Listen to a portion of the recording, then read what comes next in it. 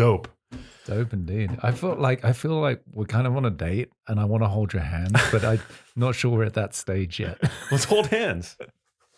Kind of feels like a thing to do with you. I don't know. I'm a very loving guy. You are a loving guy. Yeah. Thanks for being here. And it's not our first date, so I feel like it's appropriate. Yeah. It's not our first date. We've hung out. We have.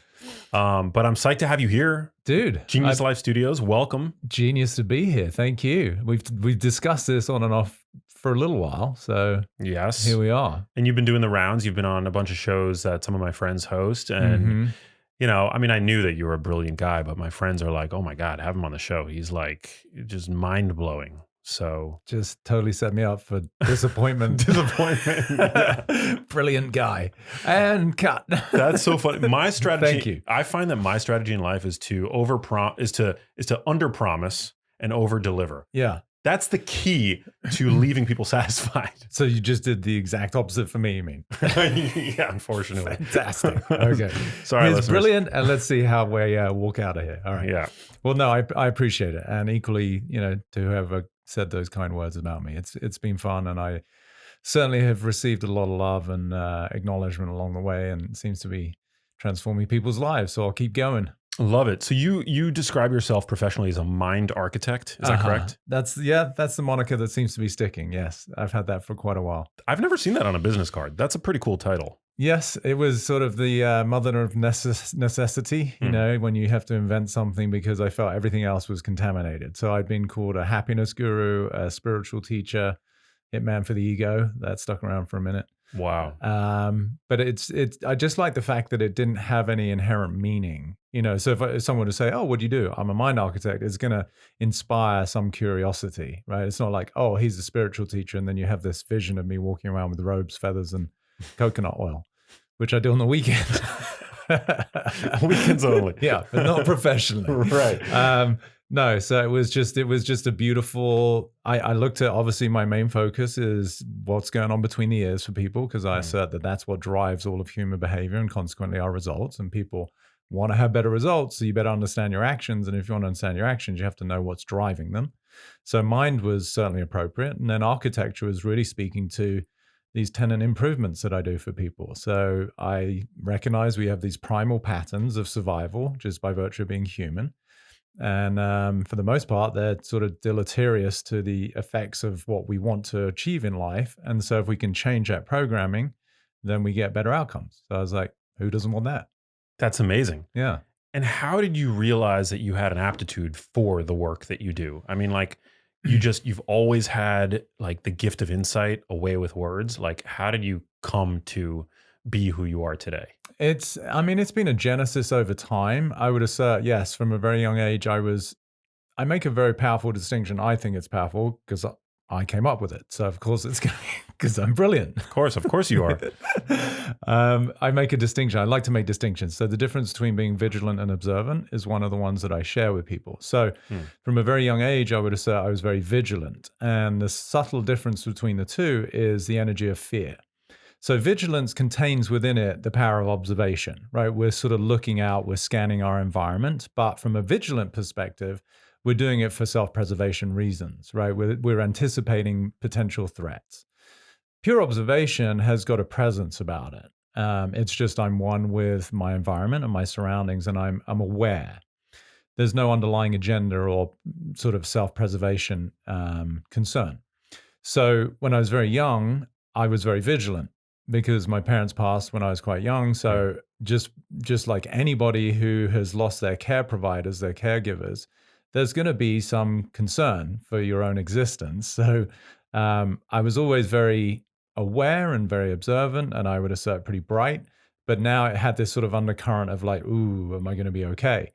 So I think I learned to be very sensitive to my environment. And then at some point I switched into just being observant, because I realized there was nothing to fear other than what my own mind was anticipating as a potential threat, which was self-generated. And I realized that's pretty futile and exhausting. So I stopped doing that. So it was over a period of time. But to answer your question, yes, I had a lot of observational skills. They just, the energy beneath them has just transmuted over time. Got it. Yeah. So what So what is it that what is it specifically that you can offer listeners, who are tuned in right now? Because I feel like a lot of people are living today in a state of fear. Especially now. Yeah. Yeah. Fear has definitely been heightened. And I've done a couple of videos that were on my Instagram feed. And the first one I was talking about when this whole COVID thing, came to our awareness is I said, COVID isn't actually creating any fear. It's just revealing the fear that's already there. Hmm. And it's a very, again, subtle, but I think, it's an empowering way to look at it, which is there's no outside boogie monster, which is people running around in complete terror that they're going to be attacked by this invisible virus. It's almost like, depending on where we go with this conversation, it's the perfect adversary, right? Because you can't see it. So everyone is like looking out in perpetual fear, like you're walking down a street and somebody sees you coming and they go to the other side of the street. This is all psychological, right? And people sitting in their cars with a mask by themselves. I mean, it just is absolutely, from my perspective, asinine, right? But it's because they've been told that there's this boogie monster to fear. So what I can help people to understand is that they are generating their own experience of life, right? There is, if we keep it very simple, there are the circumstances of reality, and then there's our subconscious narrative about it. And there's no suffering in reality. Now, if you really just get that, that's freedom, right? So again, there's reality with all of the circumstances, your bank account, your body weight, your relationship, your job, whatever's going on with your health. And then there is what you're basically saying about it, most of which is automated because of your subconscious patterns. And it's in the dialogue, in the narrative, that all of the suffering and the emotions exist. The circumstances are just what they are. I'm not saying they're easy. I'm not condoning some of them. I'm not saying that you want them, but there's actually no problem. Even someone right now is getting diagnosed with cancer, right? Which is a hefty subject. My mum passed when I was 7 of cancer, but there's no actual problem with cancer. Cancer is cancer. And we don't know what that means, right? To whatever degree, whatever stage. If the oncologist were to come in and say, oh, I'm sorry to tell you, your tumor came back, it's malignant. And then you're like, oh, you freak out. But if he was then like the next morning to come in and say, oh, I forgot to tell you, you're going to be fine in 4 months. Then do you see it sort of offsets all of the reaction, which is a fear of a future that hasn't happened yet, but the mind tends to default to worst case scenario. So if you just start to understand that mechanism, there's some freedom to be found, right? Which is one of my quotes. I say, past hurt informs future fear. So whether we've had failures, disappointments in relationships, work, finance, health, the brain tends to predict and project. So now it's trying to anticipate the opposite of whatever it is that you've had that hurt, or at worst, perpetuate it because you're just always trying to avoid it. So this is where the sort of self-fulfilling prophecies that most people live in are so abundant. So that's kind of what I help people to see, is not so much give solutions, but recognize the way it works. It's like, oh, I'm creating all of my own suffering. And I'm not saying that their circumstances are easy, but they are what they are. It's like Yoda, it's like do or do not. There is no try, right? Like if there's something that you don't like, handle it or don't. But like just to sit there and get upset about it doesn't do either. And it just leaves you as a victim of your circumstance, not realizing you're the one actually creating that experience. Yeah. I mean, to some people that are like maybe, financially strapped or overweight and struggling with their health, like, yeah, isn't a lot of what you're saying easier said than done? All of it. Yeah. I would say all of it is easier said than done, but I think it's still empowering to understand the mechanism, right? Because otherwise it's not only your life circumstances challenging, but you also don't know why you get upset, right? I'd much rather, okay, my life circumstances are challenging, and now I have some insight to recognize, well, I'm the one actually creating all of my emotional suffering, which, as you know, the psychological cascades into the emotional body, that cascades into the physiological body. So if I'm sick, then invariably to me, it's because of that was perpetuated over time from an emotional state of dis-ease, the absence of ease, that eventually your body's just going to wear down and express itself and manifest in some sort of sickness. So I'm not denying that a lot of people, especially right now, are dealing with a lot of hardship. But if we could at least remove the component of the formula that is creating suffering and hardship, right? Yeah. Otherwise, it's a loss, right? It's like, okay, well, the circumstances aren't ideal. And now we start to look at it a lot more objectively versus having this personified woe is me on top of hardship. So you're saying that we can basically will ourselves out of perpetual fear, out of perpetual stress. Yeah, I wouldn't use the word will. We could, but a lot of people will their way through life, right? They will themselves to the gym, they will themselves to a job. But I would say that is a sympathetic response to life, right? That's a fight or flight mechanism. Hmm. And a lot of people get outcomes, like athletes, corporations, they will their way into deals, often at the expense of others. So, first of all, you could look at it from a perspective of it's not very, harmonious way to live life with others, because usually you'll do it at any expense, as we're seeing right now in the world. Like, there doesn't seem to be any actual care for society. And in terms of your nervous system, if I'm in a state of will, it's sort of the energy is more forceful, right? So I like to look at something more from a perspective of grace and ease and harmony and flow. So rather than trying to will yourself to do it, I would recognize, okay, well, what's in the way of you getting what you want or being in action in the way that you assert you'd like to be? It's, one of my catchphrases, I say, I don't solve people's problems, I dissolve them. Because if you're trying to solve something, you're actually subtly reinforcing the belief that there is a problem in the first place. So that's the vicious cycle. Whereas I'm saying there's nothing wrong with you, but allow me to show you what's in the way of you realizing that. What do you tend to find when talking to people? Like what are those what do those obstacles tend to be for people? I mean, some of the ones that everyone can relate to. I mean, I've delineated what I assert a 10, which is what I'm going to write about in my book, which I'm hoping will be sort of complete around the end of the year. But let's just discuss one, maybe two, which are very commonplace, which is the feeling of inadequacy, or in lay terms, I'm not enough. Right? And that's common. Very common. I think everyone can relate to that. Even some of my most successful clients, regardless of what they've attained and achieved externally, and they may not be wanting for anything financially or in terms of their status, but there's still this internal human aspect of insufficiency and inadequacy. And oftentimes their success has become a compensation for that, right? So oftentimes the person who has garnered financial security and some sort of status in the marketplace has done that as a way of adapting to feeling inadequate. And then they wonder why they have all of the trappings, but they still can't sleep, or they still can't find a good relationship, or their kids don't relate to them. So not enoughness is, I would say, more of a pandemic than, than the current virus. Wow, that's so interesting. And do men and women experience not enoughness the same or different? That's a great question. I've never actually been asked that question. This is the way I'd phrase it. They experience it the same, but they adapt to it in different ways. So the fundamentals, so if we look at each other as beings, right, without getting too esoteric. So this meat suit is the way that I sort of interact. It's my interface with society and the world, right? It's through tactility, smell, all my senses that I get to have an interface with the world. But the being that I assert I am is, I would say, is the same as the being that anyone is, right? In terms of the inherent qualities of love and freedom and peace. I'm saying these are the characteristics of somebody's soul, boundless. And then we look through this lens of limitation. So from that perspective, the experience for male or female is the same. But women, because of their sort of tendency towards nurturance, it's going to exacerbate the quality of wanting to be loved and accepted as a compensation through the qualities of people-pleasing, subservience. Sexuality is where a lot of women have to they feel their emphasis on in terms of garnering value, right? So for women, it's sort of that bucket, and including beauty, right? There's way more pressure on a woman as it relates to her appearance and her outfits, which is why the fashion industry skews more to the feminine.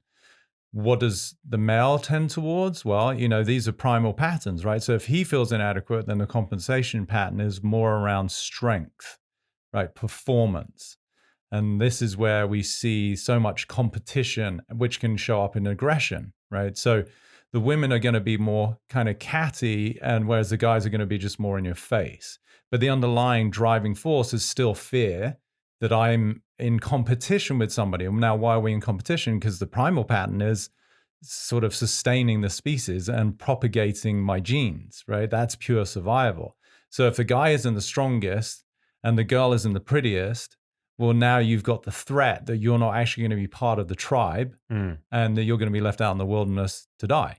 Now, that all may seem pretty melodramatic, but that's energetically what's actually going on at a primal level. And people can sort of superimpose it on their own environments, right? Like their club, their company, their church group, whatever it is. There's still these sort of mini tribes that we all experience. And if you get excommunicated because you don't quite fit in or you're not good enough, that's a threat to your existence, as it feels. Now, it's not actually a threat to your existence. There's 8+ billion people. You'll find another club. Don't worry about it.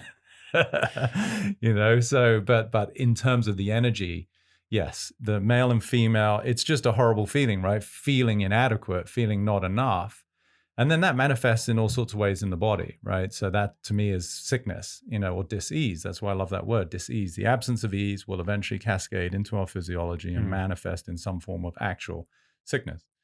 So super interesting, isn't it? Yeah. I mean, well, to me, why I love it is because, as I said earlier, I'm not solving people's problems, I'm dissolving. Because by the time you get to something that is actually symptomatic, this is why, again, I have issue with the current system. It's, called the healthcare system. It's not a healthcare system at all. Now, that's not to say that we don't need it, but it's a sick care system, right? The doctors are specialists in problems. They're not specialists in health. Like you and I are passionate and sort of fastidious about health optimization. We have like near infrared lights in our house. I have a hyperbaric chamber, it's like we do sauna, cold plunge. We know sort of qualities of food and getting sunlight and ground, like all of these aspects to me are what actually propagate health and inspire health.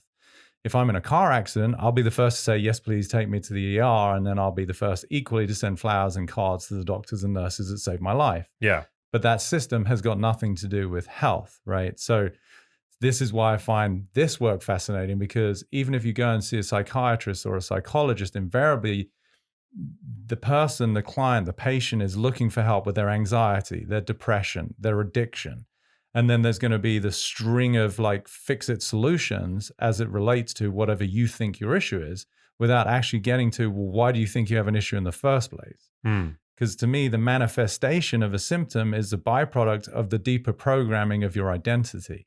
So if who you are, using the I'm not enough, is that, then you have no choice but to either you buy right into it, right? So if I'm not enough and I actually buy into my own identity, then I'm going to be drawn to habits that are like very self-abusive, because that's in keeping. It's a direct extension. They're sort of inextricably connected. If who I am is X, then I have to think that way, feel that way, and behave that way. And therefore the outcomes are going to be inextricably connected to how I started, which is I'm not enough. So then it becomes a beautiful reinforcing feedback loop. Conversely, what a lot of people do is they think they are a certain way, which is a not something, negation, I'm not enough, I'm not wanted. And then they'll try and disprove it. So it might look good that the guy or the girl who's going to the gym all the time and is in great shape, but oftentimes that behavioral adaptation is still in reaction to a compensation. So instead of like buying into it and maybe becoming an addict and homeless, the same mechanism at the deep subconscious level led somebody else to a different habit that on the surface looks better and may even afford them a better life. But as from my perspective, in terms of spiritual evolution, neither of them have gone anywhere.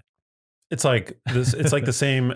It's like they're both prisons, but the jail cells look different. Perfect. Yeah. One's got like beautiful like fairy lights around the bars. Yeah. I want to talk to you about how we can each progress to a feeling of enoughness. But before we get into that, have you ever encountered people online? Like today, people have weaponized the term privilege. Mm-hmm. And I'm just curious if you have any thoughts on this. Like you were talking about the fact that we are in a place in life where we can prioritize our health, right? We sun ourselves regularly, we exercise regularly, we have a significant proportion of the real estate in our minds to be able to dedicate to health and wellness. And some people that I've encountered online would say, check your privilege. Not everybody has the ability to do that. Some people are working paycheck to paycheck or unemployed at the moment. And, in the sense of like Maslow's hierarchy of needs, right? Which I'm sure you're familiar with. Like, how is it that people are able to kind of even put their health, to set their wellness as a priority when they don't even have like safety? No, it's a beautiful question. And I think it's a much bigger conversation, because to me, you could look at my own life, and I think, that's often the best place that we have any frame of reference. And you could say, okay, only child, mum dies when he's 7 of cancer. Dad goes to work one day when he's 17, never comes back because he dies in a boating accident. Mm. And you could equally go, oh, wow, that kid had it tough. So, but then if someone were to look at my life now, they could equally ascribe the word privileged to me. So, but I've never been given a penny. I've worked my ass off to get where I am. Right. So that's not to say that, I haven't had fortuitous encounters along the way. But then at what level is that something that karmically I've attracted based on, in very kind of woo-woo superficial ways, a positive outcome, or being nice to people. So, there's so many factors of the pie in terms of where we are today that I think it's naive to just point at somebody as though you are or you're not privileged without understanding the myriad of factors that went into who you are as a human being, starting with the DNA of your parents. How were you raised? How were you spoken to? Were you raised by one parent who had 3 jobs and maybe the other parent was in jail, or maybe the parent you were raised by was a crack addict? Or were you raised again maybe by a single parent who just had a positive disposition and gave you the impression that it doesn't matter, everything's possible and you make your own luck? It's so hard to say. What I would ask people to really consider is to drop the judgment, because that energy is disharmonious. It is born of the illusion of separation. If I have judgment of anybody, then I have to be looking from the perspective of self, right? Me. And what's in it for me, or how does this affect me? And as long as I'm looking through the lens of separation, then it doesn't matter. You're disconnected from life.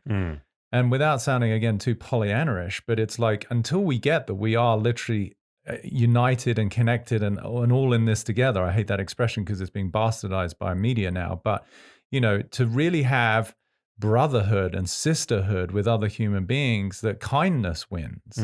Kindness has got nothing to do with privilege, because even if somebody is in a position of privilege, if they feel the negativity or the abuse, whether it be physical, verbal, or otherwise, from another person, they're going to be less inclined to want to be philanthropic and support, right? And conversely, if somebody in a position of wealth is being judgmental or negative towards somebody who perhaps is in a position of struggle or poverty, then they're going to feel the oppression and then the defiance back, right? Which is what we're seeing with all of these racial commentaries.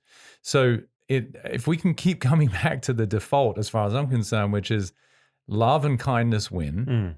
And some of us, like I'm from England, right? Like I don't understand, like why is somebody a king and a queen and a prince? Like, it's like, how does that, I mean, like one of the wealthiest families in the world just because you were born, like It doesn't even make any sense. So, then we get into a deeper conversation. Well, is it karma? And, what is this soul's particular journey that we're here to reveal whatever constraints and fears we have? So that's the way I look at it is, regardless of what you have, what you don't have, where you're going, where you don't go, you still have to face whatever your fears and constraints are.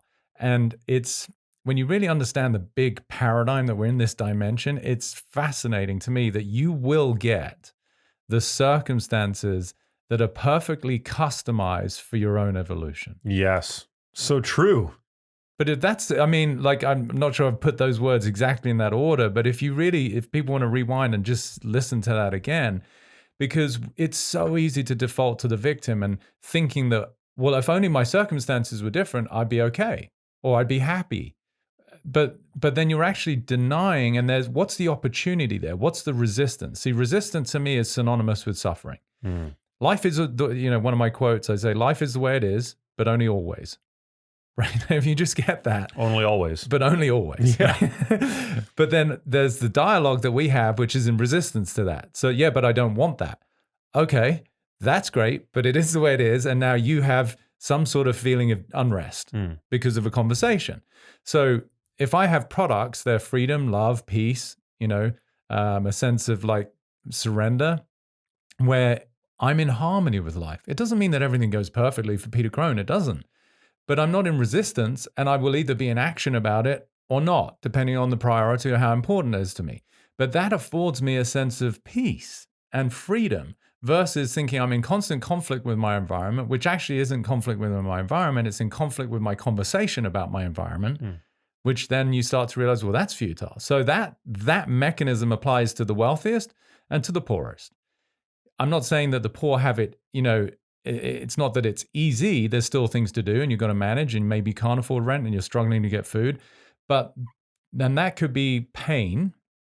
But I would say it's not suffering. Suffering would be the conversation you have like, this is not fair. This is bullshit. I don't want it that way. Doesn't make it easy, but you see the difference. It's a subtle distinction between, a lot of people right now, somebody's kid who hasn't eaten for a couple of days, there's going to be physiological impacts. That's a physical pain. But the conversation in one's head that, oh my gosh, I'm a hopeless parent, or we're never going to get food, that would create a lot of suffering on top of that. So I guess I'm just super practical, and I bring it down to the objective analysis of what's going on. What can you handle? What can't you handle? Sometimes we obviously need to be resourceful versus having resources is another way of looking at it. I don't have all the resources for things that I want to pursue right now, so I have to be resourceful. What does that mean? You find help, you get investors, take some loans, whatever it is, and that's where we have these systems in place. So we've gone a long way away from the word privilege, but I think I'd like to look at it as every human being is privileged by virtue of the fact that you're human. And that doesn't mean that the human journey is easy. Quite the contrary, as I've just explained. I've just given two, experiences from my childhood. I've had many others that were very difficult and trying. But why do I say being human is a privilege? Because being human is the faculty, as far as I'm concerned, through which the equipment of mind and body, we get to self-actualize. We get to self-realize. We get to recognize, wow, I'm not this meat suit. I'm not the name on my business card or the title that sits on my desk in the workplace.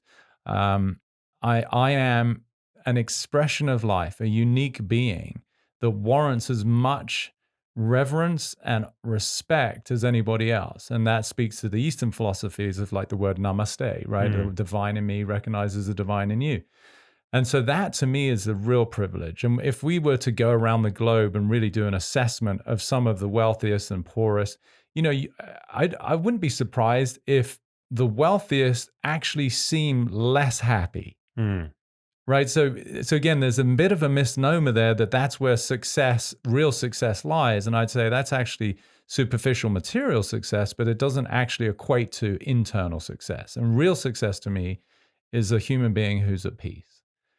And that can be, I'm not saying easy, that can be actualized regardless of your circumstance, because there are people who live out in the middle of nowhere, whether they're monks or, these traditional Swami gurus who are living in caves, that don't have, a Aston Martin in their, driveway, or, the latest Mac, iPad, and they're at peace.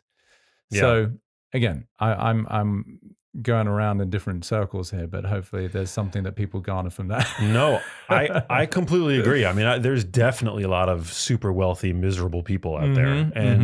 And there's that famous study where beyond a certain income level, like the amount of money that you have doesn't correlate to the amount of happiness that you embody. But certainly if you're in poverty, more money, there's got to be a threshold where having more money does correlate to, greater happiness. Yeah. And I think that's the distinction between like just really, as you said, Maslow's hierarchy of like just literally survival, like shelter, food, and some sense of safety.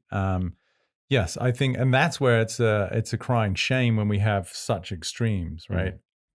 You see some of these memes that go around like, oh, if Jeff Bezos was to give up half his wealth, he would take care of every person who's in poverty right now, and probably get a lot of change back, right? So it's such a tough conversation because there's going to be people who argue, well, no, if you work your ass off and you do well and you build a business, and then you deserve the trappings of that success. But I guess that's an appropriate term too, the trappings of that success. The trappings, indeed. So yeah, I don't know. I just I try to do whatever I can to be loving, to help, to. If it's only my words at times, but sometimes it's actually physical, right? Like, give somebody a helping hand, whether it be financially, physically, lifting, moving, whatever it is. I can only appeal to hoping that people will become much more loving and kind and caring generally. No, I love that. I think, and I also want to underscore what you said earlier, that not being so quick to judge others, Mm-hmm. I think is crucially important. I mean, I've just been trying to wrap my head around the mindset of a commenter who, so I, obviously for people listening, they know this, but for new listeners who are tuning in, I offer a wealth of free health content on my Mm-hmm. Instagram account every single day, Mm-hmm. right? Mm-hmm. And I did a post recently where I was like, these are a few things that you could do, a simple prescription for health. Yeah. Do these things every day, get more sun, drink more water, like really basic things that, Yeah. you'd think that mostly anybody would be able to do. And one of the some commenter left a message like, check your privilege, Uh-huh. just like instant Right. judgment, just going straight for the jugular. Yeah. And Yeah. Yeah. I'm just trying to understand the mindset of that person. Well, I mean, in my work, what I've recognized and as distilled down is what I would say is that person has got two predominant qualities. They're hurt and they're scared. Mm, And, these are I would say, primordial energies of the ego. mm, But again, it's coming from the lens of separation. See, now the irony is if he was looking through the lens of, um, you know, acknowledgement and giving you some due for like, wow, look what this guy's created, then it's sort of the energy of all boats rise with the tide, right? mm, Because when we have a sense of joy for somebody else's success, we experience the joy we have for somebody else's success, yeah. which raises our vibratory tone, which is the precursor to then actually attracting better circumstances, right? So, but those two qualities to me, again, it's why it warrants so much love and compassion because you just don't know the cross that people are bearing. You don't know their history, Yeah. which for me equally appeals to the fact that judgment is not only, it's deleterious to everybody because, it's a form of oppression, Mm, subtle, but if you're judging somebody, you're making them wrong. If you're making them wrong, then there's an oppressive energy, there's a dismissal. But then what's also happening is you're separating yourself from that person. So you actually are now inspiring a sense of isolation and loneliness, which itself is going to be a vulnerable place mm. because now you have to protect and prove and whatever you have to do. So it's a lose-lose. Is that why I get so triggered by those kinds of comments? Because I want to approach everybody that follows me with love and compassion. But when somebody leaves a comment like that, I feel compelled to not necessarily respond with, I'm sorry that you're hurt and that you're afraid. Mm-hmm. I tend to respond with, you know, like something more dismissive. Yeah, yeah, which is human too. Like, in traffic when somebody gets cut off and, the more you could say, the more authentic person is like this, like, fuck you, buddy, whereas the more like apparently like spiritually evolved person is like, hi, like, which is really just like, it's the same energy. You're just trying to be smart about it, Yeah. and you're sort of that superiority complex. Mm. So I get it. So it's very normal for us to feel it's just primal again. Like when we feel attacked, you're going to do whatever you have to do to protect yourself. Yeah. That is just survival instinct 101, right? The deepest sort of imperative of any organism is to survive. So if you feel any external threat, you will, gravitate to whatever your means of protection is. So when you feel that, I get it. It's not very nice. But you've also got to pick your battles, right? Like that person, if you were to come back and say, I'd love to understand more of where you're coming from so that, perhaps I can have a better, appreciation for what you see in me, right? That could be one approach. But now you're in dialogue with somebody who probably doesn't really actually want to have a conversation about it. Yeah, you're right. They could equally be somebody who's just as privileged if we were to really break it down and do a side by side. But maybe they're just having a shitty day, and this is one of the things I help with relationships all the time, especially educating men and my male buddies and my male clients and athletes is learning how to listen, which is giving somebody the opportunity to have their feelings, their thoughts, because they're transitory. And guys are usually pretty shitty listeners as it relates to their female partners because the women are very good at just expressing feelings. It's like, oh God, da, da, da, and they'll go, and then the guy's like, okay, let me fix it. And they're like, well, no, I'm just expressing my frustration. So for a guy to come back and just say, honey, God, that sounds awful. I love you, and it just sounds like you had a really rough day, and I'm sorry. And that's like you're just getting somebody's reality. Mm. Now, you're not going to afford that. You've got a big platform. You're not going to be able to do that to everybody who makes a comment. What you can see is, okay, what does that trigger in you, right? So one of my sort of expressions that has become relatively popular that people have shared kindly is life will present you with people and circumstances to reveal where you're not free. Mm. So what does that mean? Going back to what I said about this dimension is a wonderful, curated, customized program for you to see where are your constraints and fears. So what I would look at is, okay, check your privilege. What was the trigger for you is your opportunity. It's less about how can you appease that person, make them wrong. That would still be in your fear, fight, and flight mode. But it's like, okay, what did that kind of hurt? Because I would assert, I'm guessing, you're giving out information, you're doing it from a place of care, you're trying to help. And then when you feel this energy of judgment, it sort of flies in the face of your underlying intention. Mm. Does that make sense? Yeah. Yeah. So then you can look at, okay, I'm a caring guy, and maybe, just maybe, there is something that I could look at in terms of what did that trigger in me when maybe I do have a sense of judgment of others, and maybe I'm a little oblivious to what people are really dealing with. So then you can look at those kind of encounters as an opportunity for your own growth, as opposed to somebody's actually attacking you. Yeah. Well said. I mean, I just find it like to be ironic that I would get a comment like that. And I don't want to make this any more about me than it already is. But yeah, when I work so hard to put, and it does come from a place of care, caring for others, empathy for people. I mean, people know that my whole thing is about helping people not go through what it is that I had in my own family, the sickness and the disease that I experienced. But anyway, I digress. No, but it's I love how these subtle, small, everyday encounters contain so much in terms of the human dynamic, right? It's just, 3 words, if that's all he actually wrote, but there's so much to be unpacked in that in terms of his experience. If we were to bring him in here right now, and have a conversation, but from a loving place, and let us understand what is it about what you saw that caused that trigger? Because what I hear is, as I said, he's hurt and scared, and he's under a lot of pressure. Yeah. And he's probably somebody who really looks up to you, otherwise he wouldn't be following you. And he really aspires to have your life. But right now he feels very stuck, and he's frustrated because he wants to do that because it's inspiring what you share. And he knows that there's more of him available, but he's in pure survival mode right now.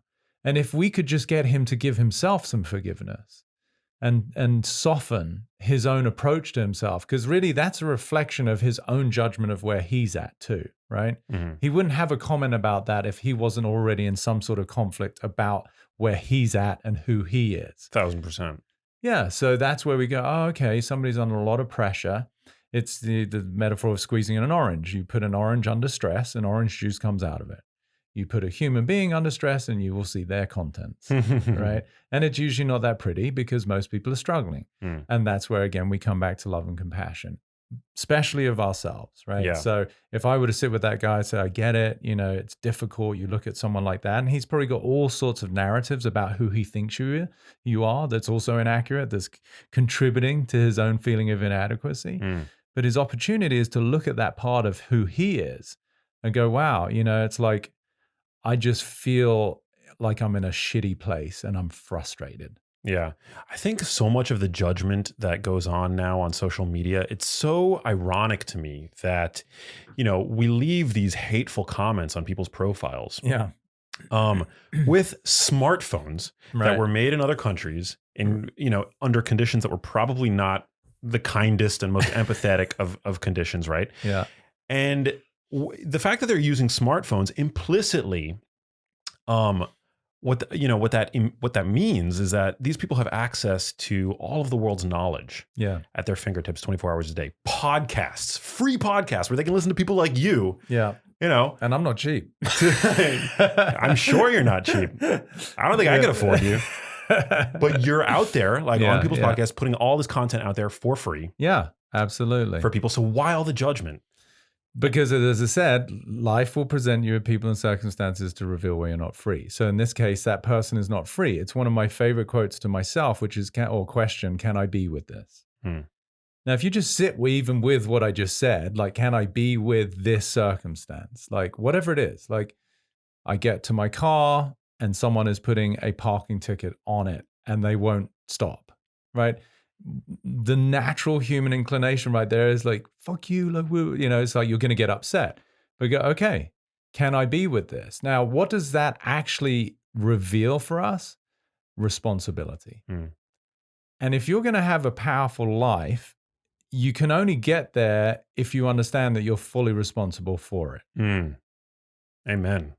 Now, that itself is a place most people don't want to go. And that's the sliding scale between 100% responsibility and 100% victim. Most people are sort of hovering in the middle, more towards victim. And that's okay. That's all they know, right? And that's where the compassion comes in. But when I got that I was 100% responsible for my life, there was just such a transition in the way that I did everything, because it's no longer anyone else's fault. I can remember going to, you saw the movie Heal, right? The documentary, or not? Like I was in. I might have. Okay. Well, it's a shameless plug for, not that I get. Oh yeah, you were in that. That's how I know about it. Yeah, the documentary Heal with, Dr. Joe and Deepak and Bruce Limpton, some very cool cats, which for me was, real talk about privilege. I felt like I was in the presence of great teachers. So, but anyway, I was literally on the way to the premiere of Heal at the Lemley in Santa Monica, which was the first theatrical kind of release of the movie. It's now on Netflix for free. And I roll through, I didn't roll through, I went through a green light just at the Santa Monica incline, and a guy came through the red light down the incline, totally T-boned me. Oh, man. Now, I'm on my Vespa on my way to, because I was doing a Q&A panel after the movie, right? On a Vespa? Yeah, I ride it. I mean, I love it. It's around LA, I'm not sure I can survive in a car. I have a car, but in terms of nipping around, it's awesome. Unless you get T-boned by a guy going through a red light. Don't recommend that. So anyway, thank God, obviously I made it. I'm here. Thank God. But it wasn't pleasant. And I got sprayed across PCH. And thank God, again, I was wearing this leather jacket, which I just treated myself to, because normally I'm just in a T-shirt and like shorts. So that would have left a mark. Even through the leather, there was a lot of road rash. My bike was totaled. And anyway, we pulled into the club that's across there and we exchanged papers. And I can remember he was like, how are you so calm?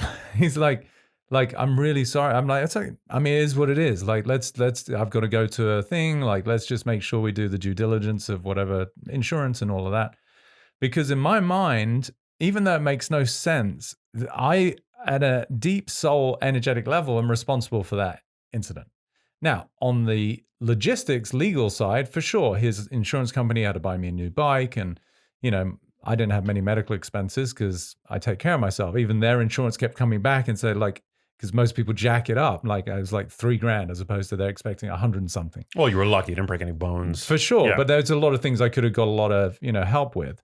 Anyway, point is, I recognized back to responsibility that in ways that I don't necessarily understand, I attracted those circumstances, if only to maybe make this point in a podcast one day, So it just gave me real power, not power in a way that's associated with the ego, but power in a way that I am the author of my life and that I will constantly attract the events of my life for my own growth, for my own spiritual evolution. And again, I often say life isn't about circumstantial comfort, it's about spiritual evolution.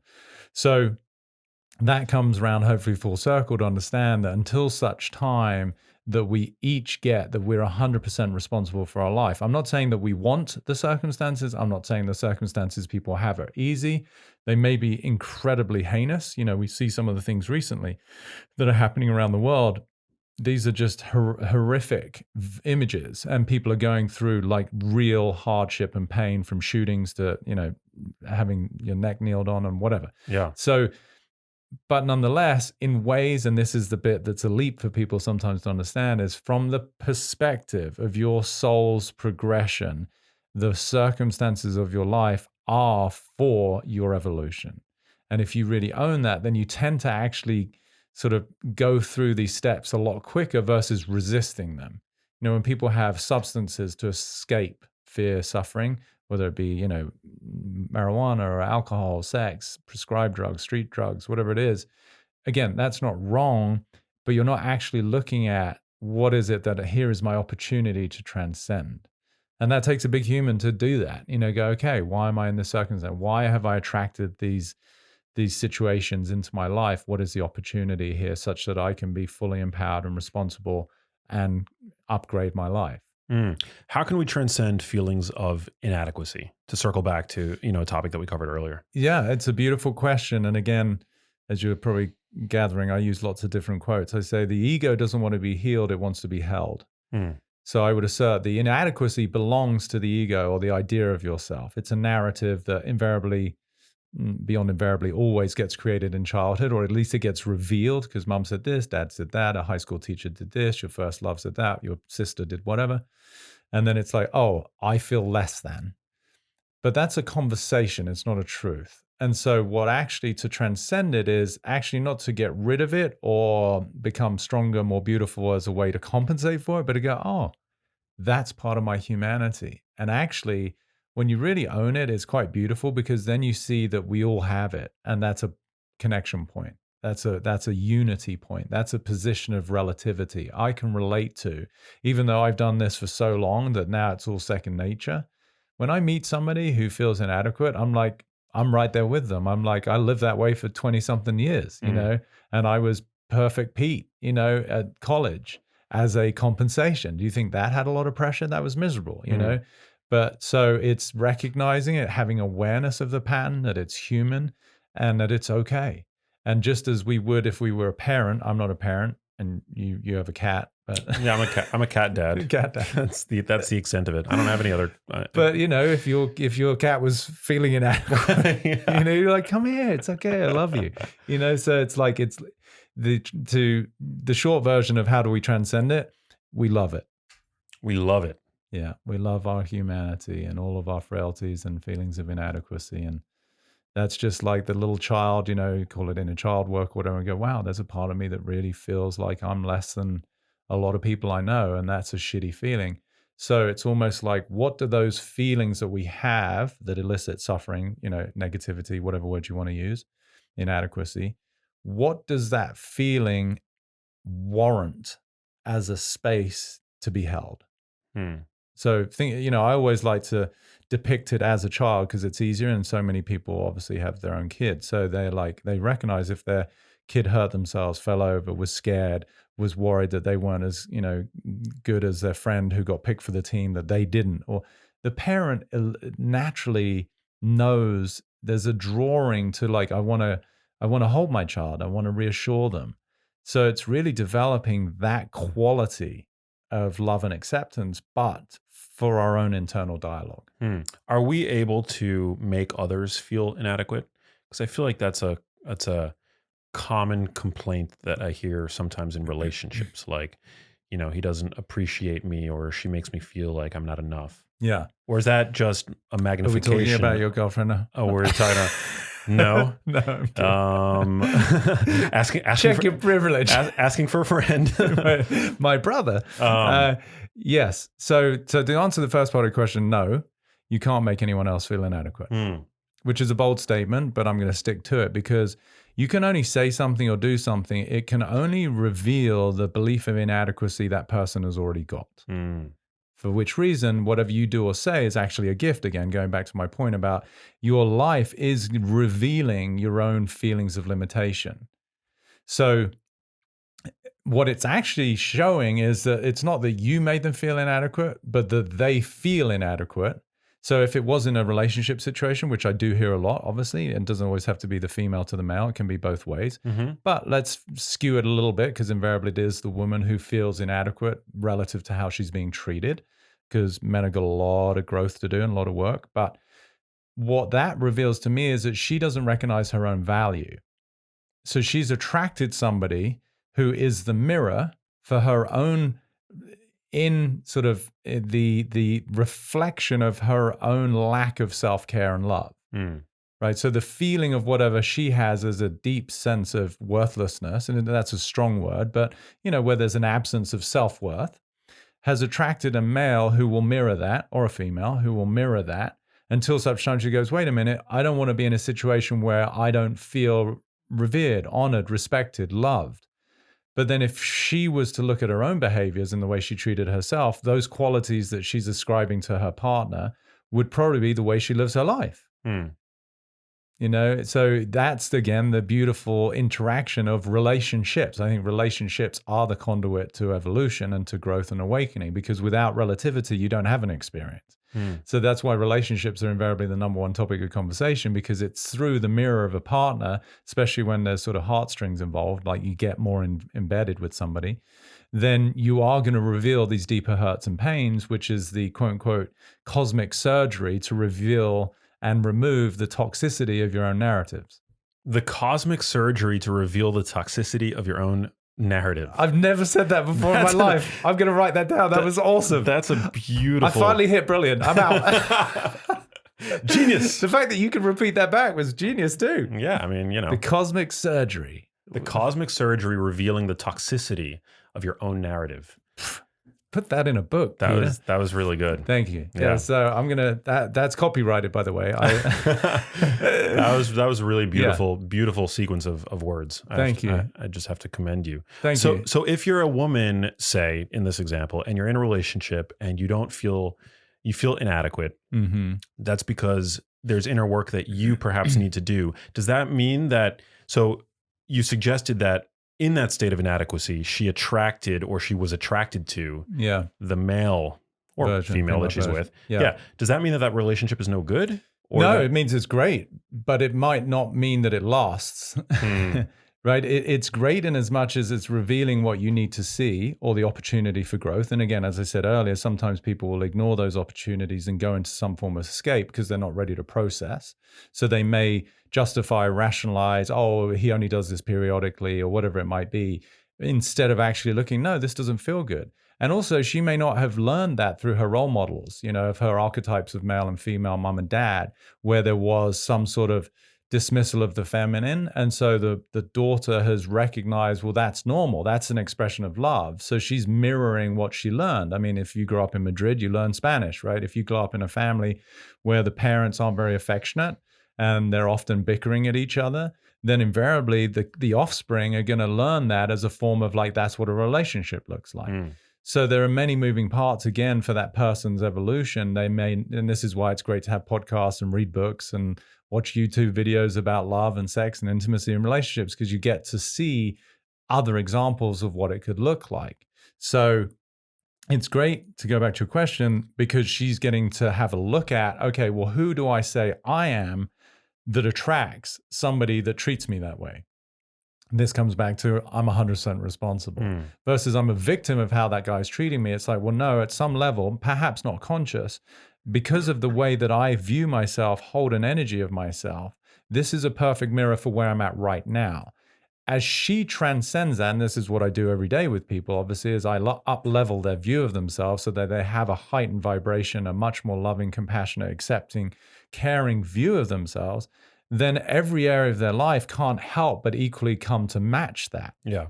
Right? So it's like, I say, you can't create the life of someone you don't yet believe yourself to be. Again, it's one of my quotes. So it's like, if who she believes herself to be is somehow less than and not that pretty and blah, blah, blah, well, then she can't create the life of maybe this sort of quintessential princess that she'd like to be treated by or like, right? So the relationship, and again, this may sort of jar a few people, I'm less concerned about the physical form of a relationship. Like I always say, form's going to come and go. But what are you getting in terms of how can you learn and grow from one another, which actually is the beauty of relationship, and really relating to somebody going, wow, this is really revealing something for my opportunity to become a bigger, more expanded version of myself, which then in turn is going to benefit the partner, whether they stay with you or not. The form may change, but the essence is always there. And the essence to me is always love, because even in that encounter, the male, using these stereotypes that we're using, is also not recognizing the power he has to bring security, to bring value, to bring reverence to the feminine, which is certainly what we need now in society as it relates to women, but also planet Earth, right? Mother Nature is being abused by the traumatized male. If we look at corporations, there's not going to be a woman CEO, I doubt, who's going to be tearing down the rainforest for the sake of growing more freaking corn for cows or whatever's going on, because they don't have that predisposition. So this dynamic of the oppressive male over the sort of more suppressive female, which is now creating defiance, Me Too, and everything that's coming to the surface, it's hard to look at. It's difficult to go through, but it's very necessary. So the form has to change, but the underlying essence is for human evolution and for us to grow. And I think even with everything that's going on right now with COVID, it's brought how much shit to the surface in terms of, corporate corruption, all the lies, the healthcare system that's not a healthcare system. It's a sick care system, and it's amazing for what it does, which is, triage and trauma and emergencies, but it's got nothing to do with health. Great. All of the shit that's going on in sex trafficking, and that's all coming to the surface. It's always been there. All the stuff, obviously, with racism, as Will Smith said, racism's not getting worse, it's getting filmed, right? So to me, COVID is the great revealer, is what I'm saying. Yeah. It's not pretty, but it's bringing shit to the surface that honestly needs to be addressed, as far as I'm concerned. And, and we're trying to figure it out together. But it's an opportunity for us to basically up-level what it means to be human in all regards. 2020 is like a big bad pimple. Everything's just sort of come to the surface, formed a head. Yeah. All these issues. Has it popped? I think it might have popped. Yeah, I think it's that big that it's still everywhere. I hope it's popped. Well, it's a series of pimples. Yeah. Imagine if it hasn't popped. Yeah. What's a daily practice that my listeners can apply in their own lives that's going to help them achieve a greater sense of self-love, enoughness?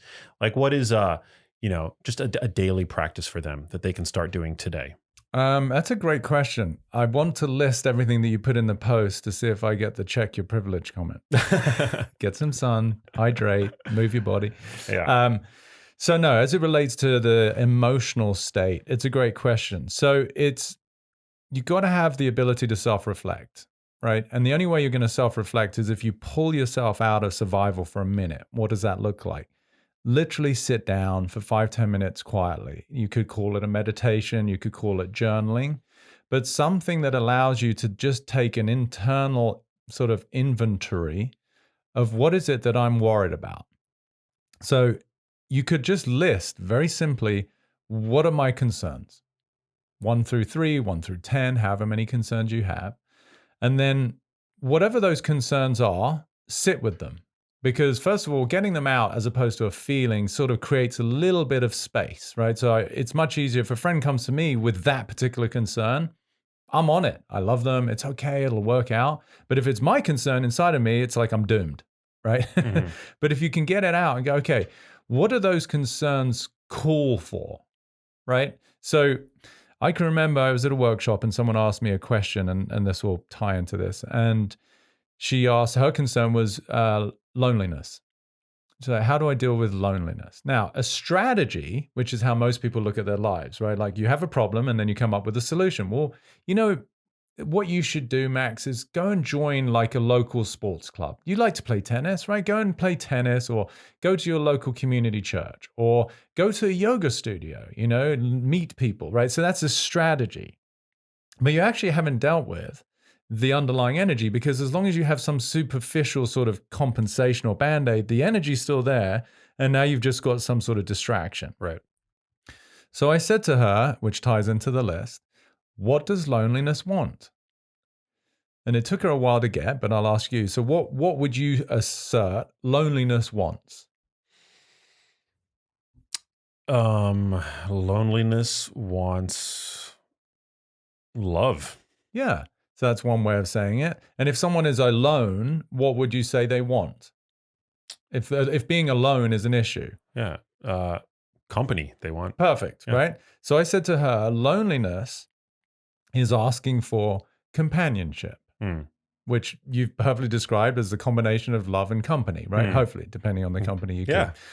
So I said, rather than looking for some exogenous external strategy to overcome your loneliness, what if you could be with your loneliness? Because that is companionship to the experience of loneliness.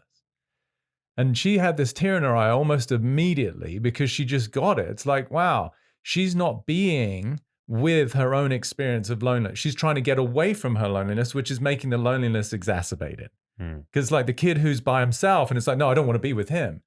So I know it sort of seems maybe a little weird because she's talking about herself, but it's actually not. It's an internal feeling that is asking to be held. Why I said the ego wants to be held, not healed. So when you write down your concerns, if you can sit with them, and sometimes it helps to put them to one side and then come back, so you've got a slightly different perspective, and then ask, what do each of these concerns crave? Right? So loneliness is craving companionship. Okay, well then what's companionship look like? I'm going to sit with my loneliness and just really get it. Like, yeah, that's tough. Like I understand. Like it's okay. And invariably you're going to find that the answer to all of them is some form of being with, presencing your own love, your own compassion, your own acceptance of the feeling. The feeling is just asking to be heard. Like I said, the male who doesn't listen to the female as a general stereotype is not getting that she just wants her feelings to be heard and held. And so we get the opportunity to do that for ourselves. And so that would be the exercise. Write down your concerns, because as soon as you go into the concern, the mind wants to go to a solution, and now you haven't actually dealt with anything. So sit with, what is the concern and what is the primordial feeling, emotion that is asking to come in to cradle, hold, and basically love and accept that feeling for what it is. I gave a metaphor once. I said, if you have a dinner party and you have to invite all of your emotions and you're going through the guest list, right? So can't wait for fun to be there. He's awesome. Happiness, just always, like everyone loves happiness, positivity, joy, humor. And then you start to get to the sort of more quote unquote negative, and you're like, oh, do I have to invite anger? I mean, something shit's going to go down, and like misery. It's like everybody leaves like downer after listening to him, and like frustration and anxiety. No one can eat because everyone's worried around anxiety, right? And it's like you start to realize that we are this holistic like palette of comprehensive feelings across the spectrum. The question is, rather than trying to push the pendulum in one direction, can you be a big enough human being that you make space for all of them? All my feelings are welcome at the dinner table.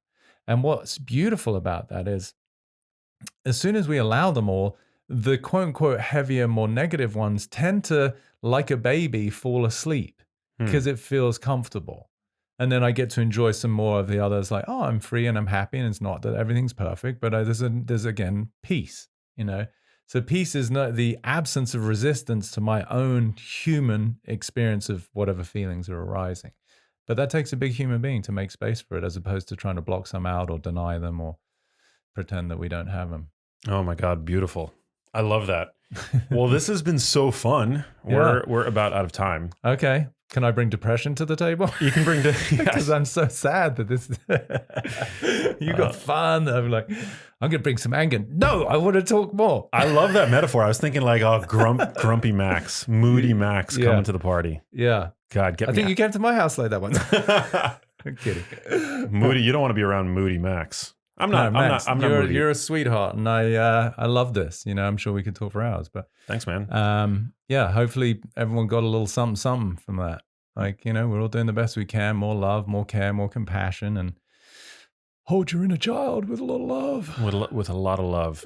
I've got one last question for you. Please. But before we get to that, where can listeners find you on social media and connect with you if they have follow-up questions, if they want to, all the spaces. If they want to stan you, I think that's what the young kids are saying. The kids are saying. Yeah, like for super fanning, Oh. I think that's the term. I don't know. Yeah. I'll take some stands. So easiest place is just Peter Crone Official on the gram, and then petercrone.com is my website. petercrone.com. Nice. And you said you're working on a book? Working on a book. Dope. And then actually, whilst we're here, a lot of people have been asking about my course, Free Your Mind, which was out and it's been closed because we got some very cool upgrades that I just did with even more content, where I got to address some of the community questions that people had. So it's sort of more robust. So that'll come out, I'm guessing middle of October. So I don't know when this comes out, but that should probably be close to when this airs. Dope. And we're going to have you back on because I know that you're also an Ayurvedic teacher. Practitioner. Yeah, that would be cool. Yeah. I really want to do a deep dive into Ayurveda because I've been sort of interested in it in that topic for a while. Yeah. And so I think we already have your reappearance on the books on the calendar. Splendid. So yeah, The sequel. Yeah. And it's not something I do sort of drip feed it here and there, because people find it fascinating and I keep getting more questions about it. So I've yet to do a full podcast dedicated to it. So I think that would be certainly more practically helpful for people in terms of diet and lifestyle and so excited where they have their different imbalances. Can't wait. Well, the last question that gets asked to everybody on this show, Peter Crone, what does it mean to you to live a genius life? What does living a genius life mean to you? Wow. Should have watched some of your shows so I was prepared for that question. Yeah, you should have. No, I'm kidding. I've heard it before. I love your shows. For me, what does it mean? It is my main commitment is to love. And that is all embracing. It's not in the romantic context, but it is of self, of other, of life. And that's my greatest, that's my genius life, is the more that I come from love, then the more I know that I'm in harmony with my true nature. Beautiful. Yeah. What was the line from earlier? The cosmic surgery. Oh, so good. Yes. And performing cosmic surgery to help people discover more love for themselves too, because love really speaks to unity versus, fear really speaks to the illusions of separation. Do you see all the Matrix movies? There's this French guy in the second one, I think. I just love the way he says it's an illusion. The illusion of separation. Anyway. It is an illusion. Yes. So more love. That's just all boats rise with the tide. As I said, there is an embrace, there's an acceptance, there's a harmony. And that's our true nature as far as I'm concerned. Love that. Yeah. Such a pleasure to have you here. Can we end by holding hands again? Because that's how we started. Let's do it. I like this. Isn't that? It's like. But by the way, touch is so important. Yeah, that was a little too long, but. But so going back to not that I'm bitter about it, but like simple things that people can do no matter where they're nose breathing. Breathe through your nose more. Yeah. I mean, not everybody is going to be. Some people have deviated septums and the like, but I'm just saying. Yeah. Anyway. No, but no, it's true. But there's I'm learning, right? I'm learning so much constantly, and I'm just a perpetual student. I did human biology, exercise physiology. That's pretty deep. I did a master's. I became an Ayurvedic practitioner. I became a yoga teacher. I became a Pilates instructor. So cool. I'm a perpetual, and there's still so much for me to learn. So again, it goes back to, we only know as much as we know, and to have a sense of compassion for ourselves, and hopefully, if people are interested in discovering and exploring what it means to be human, we get to learn some of these things along the way. And I think the nature of life today with podcasts, internet, YouTube, blah, blah, blah, there is a wealth of information out there. There's really, in this day of information, there's sort of no more excuse for ignorance, we could say. Yes, right. 1,000%. Yeah. And there's still the compassion that a lot of people, even in that distinction and understanding, are literally just trying to survive, and maybe they don't have the same amount of time. If they've got 3 jobs where they start at 4 a.m. and they end at 10 o'clock at night, okay, we could say, well, let's like optimize and listen to a podcast on the bus, or, there's ways to do it, but people are literally just sometimes, as you said, living rent check to rent check. So, yeah, but I think it's important to acknowge that the world is not perfect. None of us are saying that it is. No, right? No. Like nobody is saying that. Mm-hmm. But we are living in the best times. Yeah. I think without a doubt, for the sheer fact that information has become largely democratized. Mm-hmm. And if you are on social media and YouTube and you're leaving those hateful, judging comments, then that's not constructive. That's a waste of your time. You should be listening to podcasts. You should be doing your own research. You should be, building a little digital business for yourself or what have you. I mean, the point is that there are options. Yeah, there are for sure. And I would just say a slightly bigger picture is to have compassion that everybody is doing the best they can within the limits of their current awareness. And that just is a much deeper cut at love and acceptance, where the person who wrote whatever they wrote, whether he was having a bad day, whether he's feeling a lot of pressure, whether he feels like inadequate relative to you, he's operating now. In a week, in a month, he may discover something, and he may be writing a comment that is completely the antithesis of that because he's changed. So you read a book and then you read it a year later, or you watch a film, you watch it a year later. It's different, but it's the same book and same film. What happened is you've got different eyes that you're looking through, which that's really my, fundamental product is I give people new eyes to look through so that everything else looks different. So it's going back to the judgment thing, just allowing people to be where they are. We're doing the best we can to not bring wrong making or judgment to others. And that would certainly make for a better world. I love that. I don't want to let you go. See, it's because I got so much self-love. Now you want to love me. Yes, I do love you. I do love you. I love everyone. Thanks for being here. Yes.